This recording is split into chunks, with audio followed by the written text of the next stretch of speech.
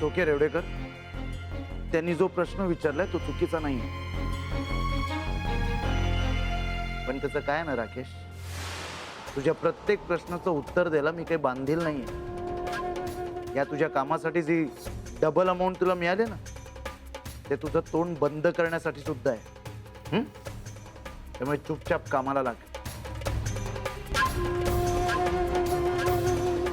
Coffee मी आलीस ती जरा.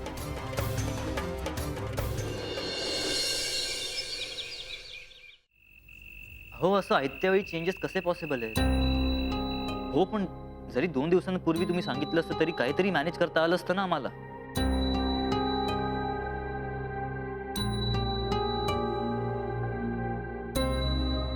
ओके, मी प्लीज लवकरात लवकर कळवा मला प्लीज.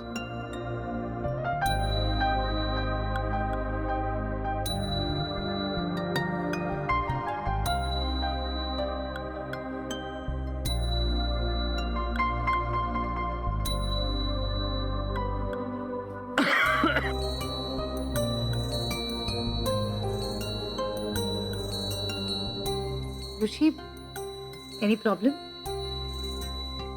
कॉलेजकडून फोन होता. अॅन्युअल फंक्शनचा डेटा द्यायला त्यांना उशीर होणार आहे. मुदत वाढवून हवी आहे त्यांना. दॅट्स ओके ना, म्हणजे अजूनही आपलं फायनल पेज डिझाईन झालेलंच नाहीये, so we can cover the data. That's not the point.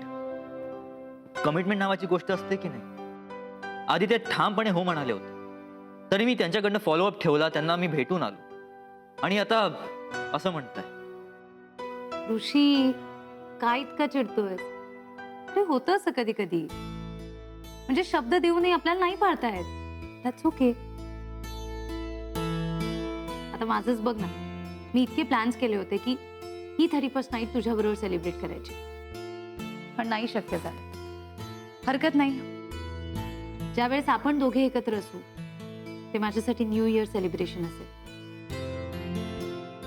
आणि त्यावेळेस मला माझं उत्तरही मिळेल.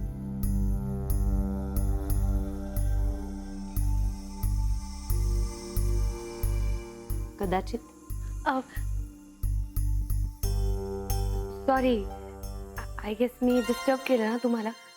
महत्वाचं काहीतरी बोलत होता. नो प्रॉब्लेम, मी नंतर येते. ए नाही, तू अजिबात नाही. बोल ना, काय काम होतं? मी म्हणत होते की आज लकीली आपण तिघं एकत्र आहोत ना, सो आभासचा प्रोग्राम आपण एकत्र ऐकूया. What's it? Wow, excellent idea. In fact Abhas आपल्यासाठी इतकं काही करतोय, तर आपण सपोर्ट म्हणून इतकं करूच शकतो. Right? Right.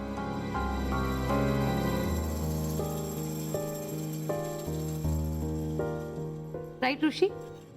I am really sorry, मला एक महत्वाचं काम आठवलंय, मी ते आठवून येतो. तासाभरात येतो मी, please. I am really sorry. पण ऋषी, Bye.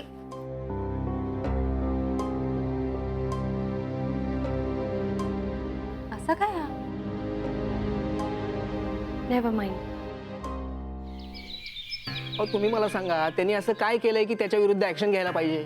तो मला मेंटली टॉर्चर करतोय, रेडिओवर माझ्या विरुद्ध अफवा पसरवतोय. तो लोकांना सांगतोय की मी आजारी आहे आणि त्यांना माझ्या घरी बुकेज आणि कार्ड्स पाठवायला लावतोय. अहो, यात आभासची काही चूक आहे असं मला वाटत नाही. आणि मी काय म्हणतो, तो काही म्हणेल, पण लोकांना कळलं पाहिजे ना आपण कसं वागायचं ते. मग ठीक आहे, मी त्या सगळ्या लोकांच्या विरुद्ध लेखी तक्रार नोंदवतो. त्यांच्यावर गुन्हा दाखल करा.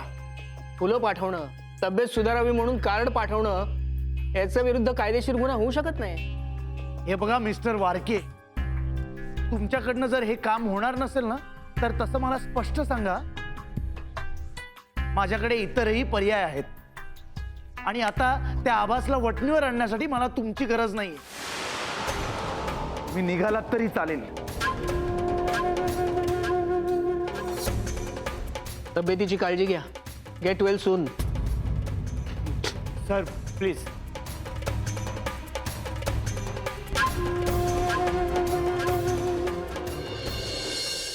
प्लीज तू जा ना.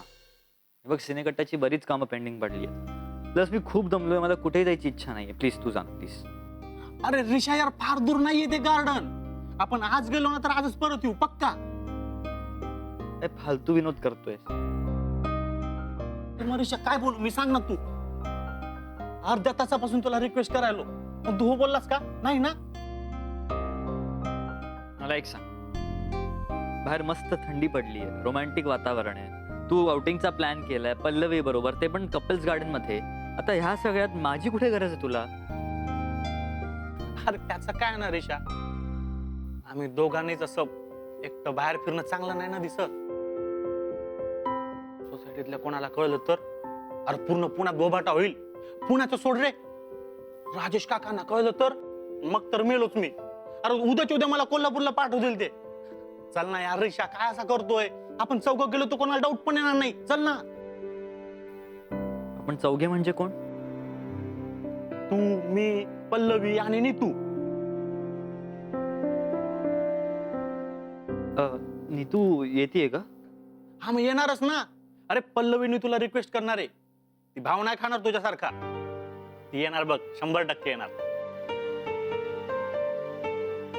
ओके, आता तू एवढा आग्रह करतोय मला, तर मी माझी कामं मॅनेज करतो. आणि नीतू नक्की येणार आहे का?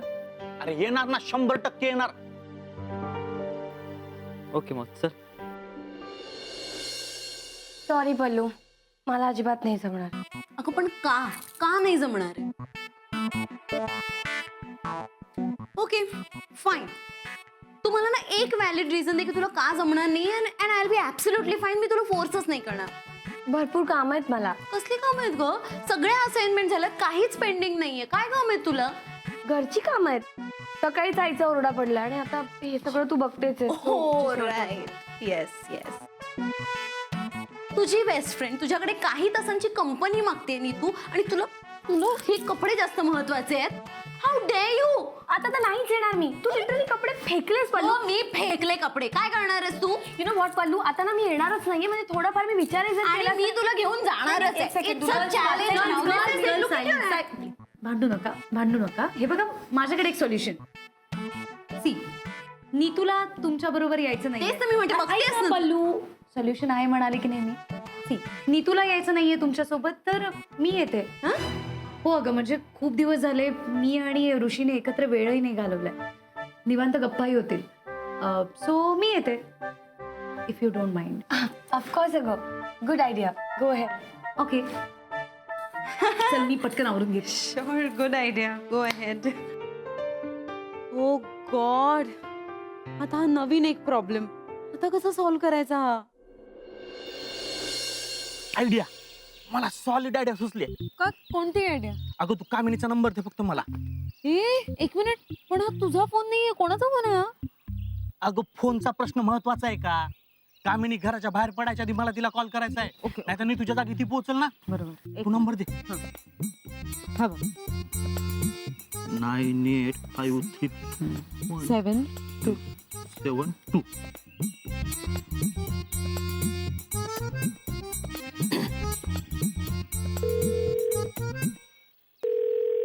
हॅलो, कामिनी कामेरकर बोलताय का?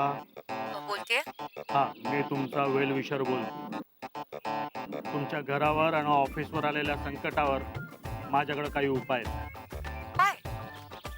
कसले उपाय? मी तुम्हाला चांगला सल्ला देऊ शकतो. त्यासाठी तुम्ही मला शिवाजीनगर स्टेशनला भेटा. आय मीन, मला जरा नीट एक्सप्लेन कराल का? संध्याकाळी 6 वाजता.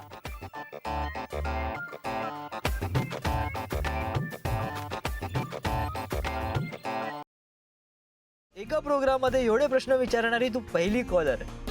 Nice nice.